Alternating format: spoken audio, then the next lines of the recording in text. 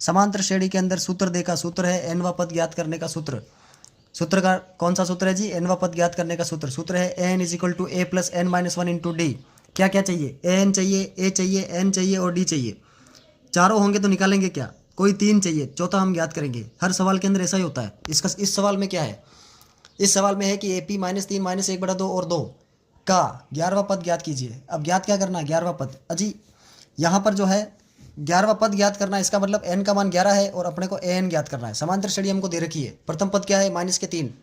सार्वंतर हमने निकाल लिया। देखिए कैसे निकाला। d is equal to a two minus a one. A two का मान माइनस का 1/2, ए वन का मान प्लस के 3। दोनों का सोल्व किया, सोल्व करने पर आंसर आया 5/2। ये सोल्यूशन नहीं आता है 6-7 की किताब में, देखिए। डी का मान हमारे पास 5/2 आ चुका है। अब हमने फॉर्मूला लगाया ए एन का। A n is equal to a plus n minus one into d. मान रखे सभी के, किस किस के? ए एन और डी के। ए का मान -3, एन का मान 11 और डी का मान 5/2। सरल किया, सरल करने पर आंसर क्या आया? 22। प्लस माइनस, माइनस के 3 प्लस के 25, विपरीत चिन्ह घटाते हैं। घटाने के बाद में 22 बचा। बड़ी संख्या का चिन्ह प्लस का, तो प्लस का 22।